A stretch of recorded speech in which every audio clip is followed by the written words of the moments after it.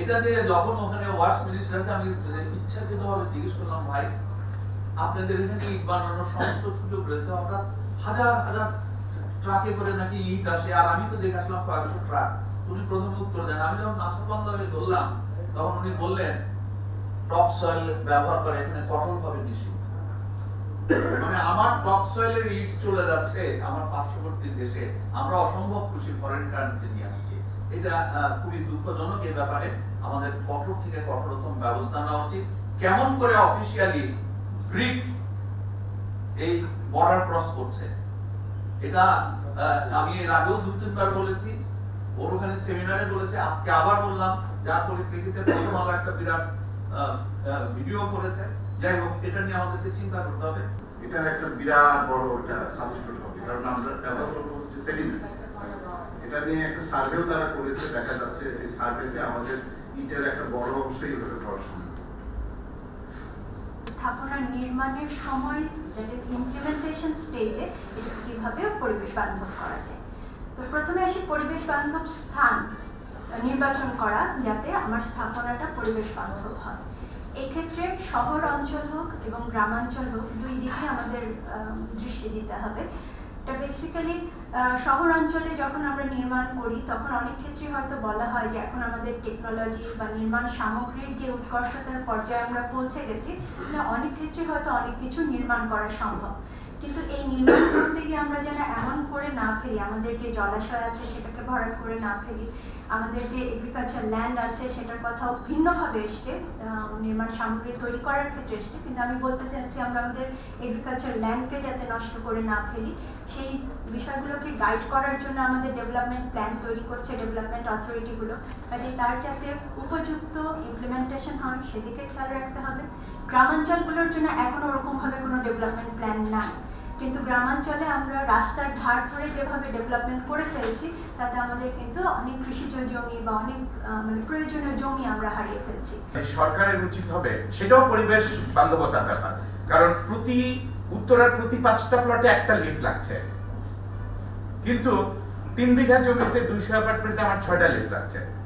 সেই 6টা লিফট হয়তো বড় লিফট, কিন্তু এনার্জি কম্পেয়ার করলে 200 অ্যাপার্টমেন্টে উত্তরাতে 20টা লিফট লাগে। পাবলিক স্পেস বা বিল্ডিং স্পেসের দিকটি, বিল্ডিং টু বিল্ডিং স্পেস, এই জাতীয় জিনিস আমরা যদি আগেই ভাবি তাহলে একটি নেইবারহুডে আমাদের বৃদ্ধদের জন্য, বাচ্চাদের জন্য যে জায়গাগুলো সেইগুলো কিভাবে নির্মাণ করবো সেটিতে একটা নির্মাণের আওতায় আসবে। একটি ছোট চিলড্রেন পার্ক, তার বিভিন্ন কম্পোনেন্ট আছে, তার ভিতরে বিভিন্ন আইটেমস আমরা যোগ করি, খেলাধুলার জন্য, দৌড়ানোর জন্য, রানিং ট্র্যাক, জগিং ট্র্যাক ইত্যাদি আমাদের তৈরি করতে হবে।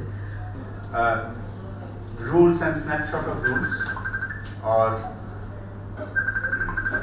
কিছু পদ্ধতি সেগুলো আউটলাইন করা যেতে পারে, এবং সেইটা আমরা যেরকম উন্নয়ন কর্তৃপক্ষগুলো যখন আমরা নির্মাণের পারমিশন দেই তখন এনশিওর করে নেওয়া যে এই নিয়ম কানুনগুলো মেনে তারা কনস্ট্রাকশন করতে পারবে, তখন এই বাইন্ডিংস গুলো থাকে। এখন বাইন্ডিংস গুলো থাকে না। বিষয়টা হলো পরিবেশের সঙ্গে সম্পর্কিত হলো মানুষ। সুতরাং পরিবেশ বান্ধব, সমানুপাতিক পরিবেশ বান্ধব সেটি হবে যেটা আমরা পরিবেশ সহনীয় ঘনত্ব একটা নির্ধারণ করতে পারি। দুঃখজনক হলো সত্য, ঢাকার ক্ষেত্রে নতুন যে স্ট্রাকচার প্ল্যান হচ্ছে সেখানেও পরিবেশ সহনীয় ঘনত্ব বলে কোনো শব্দ নেই।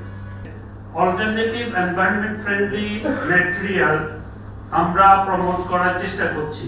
যেমন আমরা পোড়া মাটির ইটের বদলে অনেকগুলো অল্টারনেটিভ কিন্তু আসছে। আমাদের রিভার বেড সিল্ট স্যান্ড দিয়ে আমরা এখন ইট তৈরি করছি, কিন্তু এগুলো আমরা ব্যবহারে যাচ্ছি না। এগুলো এনভায়রনমেন্ট ফ্রেন্ডলি, এগুলো খরচ কম, এগুলোতে হিট প্রপার্টি ভালো, সাউন্ড প্রপার্টি ভালো, সব দিক ভালো। এই জন্য আমি মনে করি তৌফিক ভাইদের মতো আমরা বিশেষ করে কোনো কিছুতে শেলটেক এবং সেল, আমি এখানে এই দুইটাকে স্যার আমরা রেফার করি যে এরা কিন্তু মানে ব্যবসায়ী হিসাবে বাইরেও সামাজিক দায়বদ্ধতা থেকে অনেক কিছু করছে। সো আমার একটা অনুরোধ থাকবে, এই যে অল্টারনেটিভ ম্যাটেরিয়ালগুলো ইউজ করে সেল এবং শেলটে আপনারা যদি একটু এগিয়ে না আসেন তাহলে অন্যরা আসবে না, এবং অন্যরা না আসলে আমরা এটা যেতে পারবো না। অনেক ধন্যবাদ।